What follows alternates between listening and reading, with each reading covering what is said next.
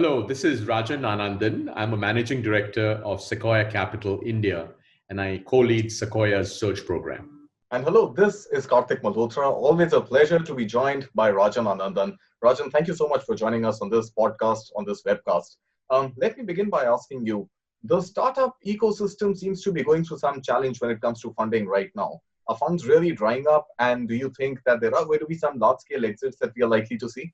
I would say from a funding standpoint, look, it is going to be, broadly speaking, very difficult funding environment, not just for the next couple of weeks, but I would say for the next several months. And it's really tied to the fact that first and foremost, many investors, be they venture capital firms or angel investors or other type of investors, are spending a lot of time and obviously a lot of their capital focused on their existing portfolio. So that's one. Second, there's a lot of uncertainty about demand, right? If you look at India, we had a lot of investors from China and the US and Japan and Singapore and others that were investing here. But today, even if you're in Delhi, you can't go to Bangalore. So those sets of constraints, I think, create challenges to the funding environment. What you're saying is absolutely right. If you look at it in an overall industry standpoint, the next 3, 6, 9 months are going to be quite constrained from a funding standpoint. So are we going to see some mergers? Are we going to see only the big guys stay in the game and eat up perhaps some of the smaller startups? I would say we'll see a number of things happening, right? So the most important advice, or I should say counsel that investors like ourselves are sharing with our companies and with the ecosystem more broadly is, if you're a startup today, focus on your cash runway and extending your cash runway, right? So if you've got 3 months of cash runway, figure out how to get to 6 months. If you have 6 months, get to 12 months. If you have 12 months, try to get to 24 months. We think you should really try to get to about 24 months of cash runway. So we will see, pretty significant impact on the ecosystem, right? Because there are a large number of companies that don't have a lot of runway, and they may not be able to, extend their runway to a point that'll give them enough time, right? So those companies will either get acquired or acquired. And I do think among the larger companies, especially in segments where we saw very brutal battles, if we can call it that, right? Extremely intense competitive battles. I think first thing we've already seen is some of those battles have gotten less intense because even if you have hundreds of millions of dollars or billions of dollars in the bank, you still, when you have zero revenue, right, that begins to have a material impact. So you're seeing companies get a lot more rational. So I think we're going to see a lot of changes in the startup ecosystem over the next 6, 12, and 18 months. So what kind of companies do you think are really going to reinvent themselves in the post-COVID-19 scenario? We've seen that the Kirana stores, the mom and pop stores have actually been the quickest and the most adaptive when it comes to embracing disruption of any kind. And I think the e-commerce companies are really finding it hard to catch up with the surge in demand, especially for essential items, while the mom and pop stores are delivering it left, right, and center. So do you think there is room for some change in the whole business model of e-commerce companies at least? This COVID-19 is going to impact every single company, and it'll have varying degrees of impact. But I would say every single company should be thinking about how to rethink and reinvent themselves. Coming to e-commerce, look, we actually think that COVID-19 is going to be a major positive accelerator for e-commerce. It's going to create a structural change in e-commerce, especially for something like online grocery, right, which is quite nascent. Because today people want to order. Currently, what you're seeing is really much more supply chain constraints, right? E-commerce order on the demand side, if you look at the large online grocery players, their demand is up between 2x to 3x to in some cases 5x.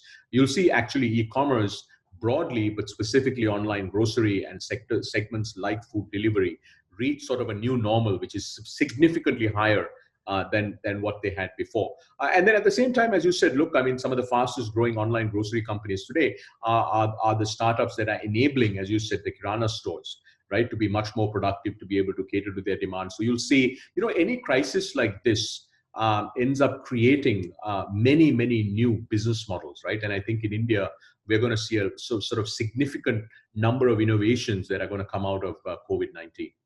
For the online grocers, do you see possibly some future-ready technologies like drone deliveries possibly finally making their headway into India? I remember Amazon was testing it in the US, but do you think drone deliveries, of course, given the aviation climate and given the fact that they get clearances to fly, do you think that could sort of change the paradigm for delivery of essential services? Today, if you look at online grocery, there's no longer a challenge with demand, right? Online penetration, consumer demand was quite low, but today, it's at sort of a historic new level of high in India and around the world. Actually, today what we have really is both a sort of a fulfillment and a last mile sort of gaps, right? And I think we'll see lots of innovation. But at the end of the day, look, given the fact that we have such a large number of people in very big cities, I live in South Delhi, right? For a drone to be able to deliver here may be a little difficult given the security concerns that the government has. You mentioned about startups creating a runway to sustain for the next couple of months, if not years, possibly. So do you think one aspect which is definitely going to get knocked off the P&L of a lot of startups right now would be office rentals? With the whole work from home phenomena really catching up in India, and a lot of companies, and you and me right now, actually working from home, do you think that's really going to be one line item to get knocked off? Look, I don't know whether it's a line item to get knocked off, but I think we are going to see a dramatic shift, right, in the openness of companies, especially big companies, right, bigger companies, to working from home, right. There was a very, very good sort of online session that was Sanjeev Mehta, who's the CEO of HUL, had done, where he talked about how, even for HUL, right, they've realized through this last 4 or 5 weeks that you can have a very, very large number of people work from home and be productive. So I think companies, be they small businesses, startups, mid-market companies, very large enterprises, government for that matter, I think will become much more open to work from home, and therefore I think they will significantly consider working from home for some percentage of their team, right? For some companies, it may be 20%, other companies maybe 30%, 40%. And I actually know of startups, right, that have 50 to 150 team members that are seriously considering, even after in a post-COVID environment, whether they should go to a sort of a work from home environment, because they actually find that their productivity levels are higher, given the kind of business that they're in. Do you think top management in India is ready, culturally at least, to make work from home really effective for employees as well? I mean, at what point do you differentiate working hours versus non-working hours? And the fact that work from home may not necessarily mean 24/7 availability. So are we culturally ready for a work from home environment in India? See, the thing is, if humans do something every day for 6, 7, 8 weeks, it really becomes a habit, right? So there may be promoters in India, there may be CEOs, there may be leaders who think who are never really fans of this idea, right? But once they do it for 3 or 4 weeks and they see that their team productivity is either maybe down 5-10% or maybe up 10-20%, that gives them the confidence, right? It can be done. So I think what this period will really help all of us realize is that it can be done, and in many cases, it can be done even better than it was before. And what is that one resolution that you've made to yourself after having been in this lockdown, perhaps working from home? What is the one resolution or the one thing that you are really looking forward to going back to once the lockdown is over and once the situation permits? So I think much like everybody else, right? I think we want to make sure that we can see our loved ones. We want to see our very close friends. I want to see my colleagues. I see them on Zoom every hour or every minute, it seems, right? But I'd love to see them in person, right? So I think, look, as humans, we want human contact, right? That's why it's called, human contact.